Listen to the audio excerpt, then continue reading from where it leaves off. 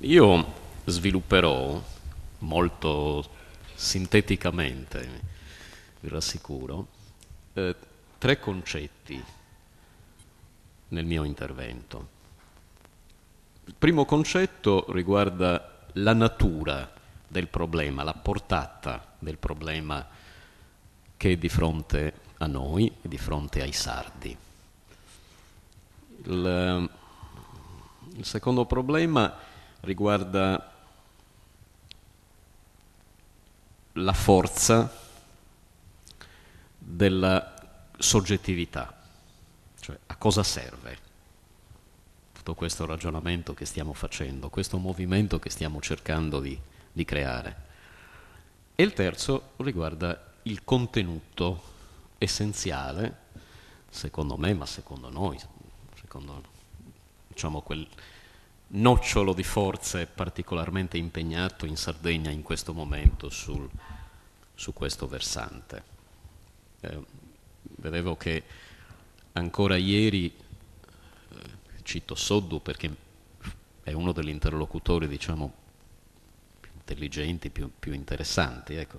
Ancora ieri sulla Nuova ci diceva, ma insomma, a voi non è che parlate dell'Assemblea Costituente per non parlare dei contenuti. No, parliamo anche dei contenuti, stiamo parlando dei contenuti, altro che.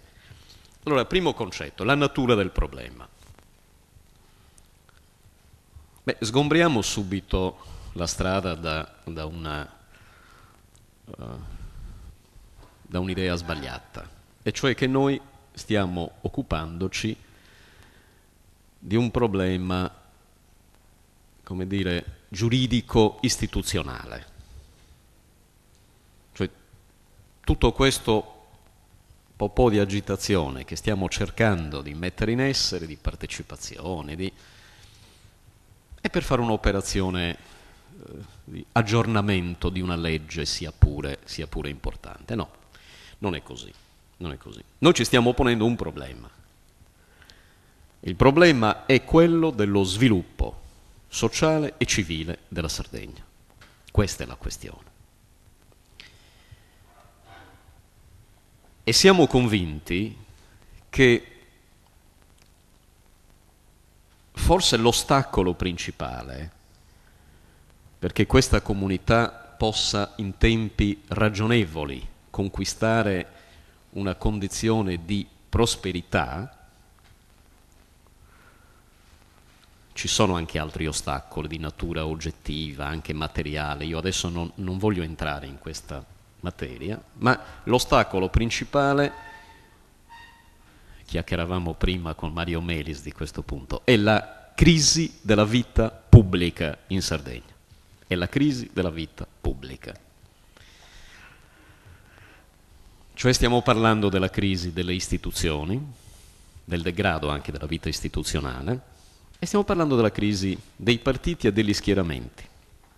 Non di un partito o di uno schieramento, dei partiti e degli schieramenti.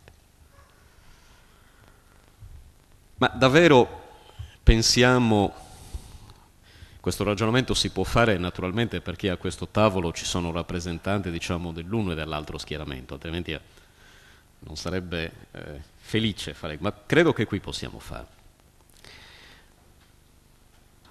Davvero pensiamo che sia convincente, sino in fondo per i sardi, dire i problemi della Sardegna sarebbero risolti se solo invece di Pili governassi io?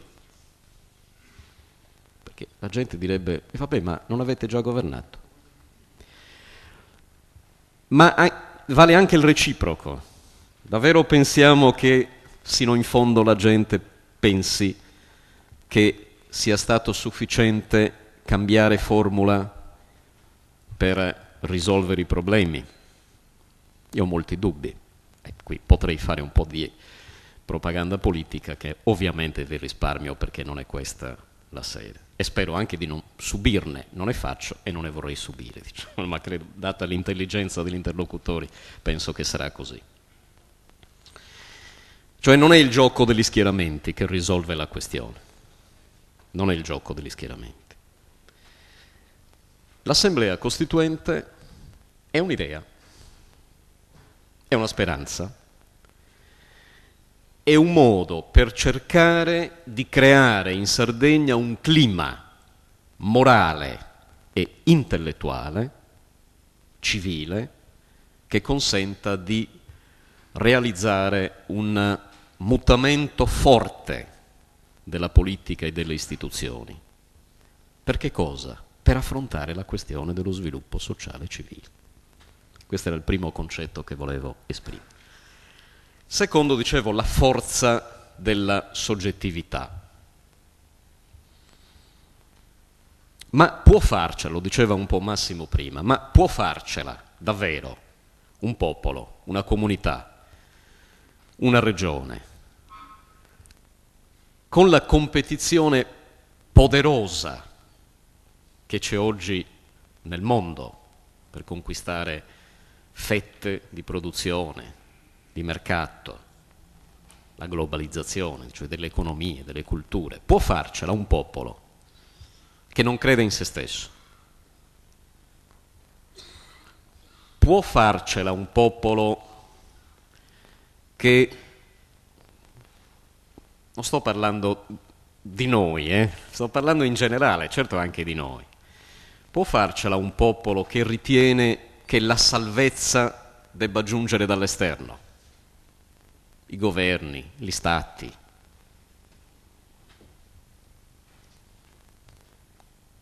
Può farcela un popolo che aspetta, dice Marcello Fois nel suo ultimo libro, un gigante da fuori? Perché intanto noi siamo nani e non ce la facciamo. Può farcela un popolo che non ha coesione, che non ha ciò che i sociologi chiamano le virtù civiche, fiducia, cooperazione? Non ce la può fare. Governi Pili o governi Scano, governi chissà chi. Bisogna fare quello che in un libro bellissimo, con un titolo stupendo, diversi anni fa, diceva Michelangelo Pira, la rivolta dell'oggetto. Se l'oggetto non diventa soggetto, ragione Massimo, non ci stiamo occupando di romanticherie nel senso negativo del termine, ci stiamo occupando, io voglio essere molto preciso su questo, ci stiamo occupando di benessere, ci stiamo occupando di sorte della nostra comunità. Se non c'è il soggetto, non ce la si fa, non c'è fiducia interna, non c'è cooperazione, non c'è coesione. Vinceranno i popoli, vinceranno le regioni capaci di esprimere questa energia sociale. Io penso anche che ciò che è mancato sia esattamente questo. Si può ragionare della ristrettezza delle risorse, si può ragionare dei difetti dei governi nazionali in tanti anni nel non porre meglio la questione del Mezzogiorno come grande questione dello sviluppo del paese. Va tutto bene, tutte queste cose ci sono. Possiamo parlare delle nostre classi dirigenti, ma anche l'assenza di una classe dirigente, senza fare di ogni erba un fascio naturalmente, perché faremo una sommaria e somma ingiustizia, ma l'assenza di una classe dirigente che abbia in questi 50 anni, stiamo parlando della fase della Repubblica Italiana, non stiamo parlando oggi della storia, anche se queste vicende naturalmente affondano le loro radici anche nella storia, una classe dirigente che non abbia saputo aprire, condurre, guidare questo popolo su una strada, diciamo, di sviluppo alto, dipende da quella roba lì, cioè dal fatto che questo territorio non ha avuto un'anima, che l'oggetto non ha conquistato la consapevolezza piena di se stesso. E allora ci occupiamo dell'Assemblea Costituente e dello Statuto proprio perché al centro c'è il punto della nuova forma dell'autonomia sarda. E qui la terza rapidissima considerazione.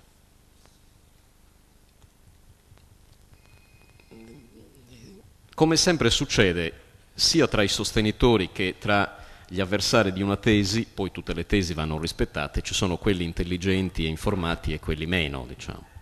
Nessun campo si sottrae purtroppo a questo difetto, ma tra gli avversari della Costituente circola molto questa tesi. Diceva, Fantola, Scana, Pili, altri, stanno cercando un espediente per non...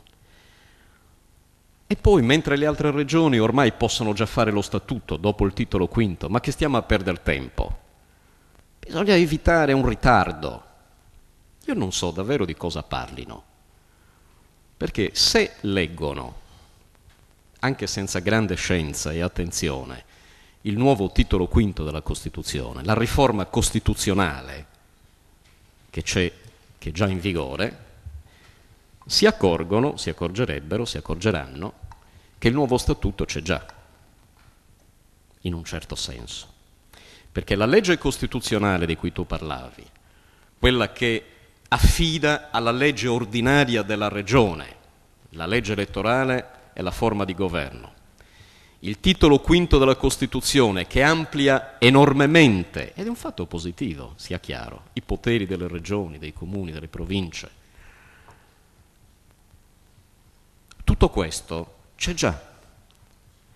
E non è che si applica alle altre regioni, quelle ordinarie, si applica anche alle regioni speciali.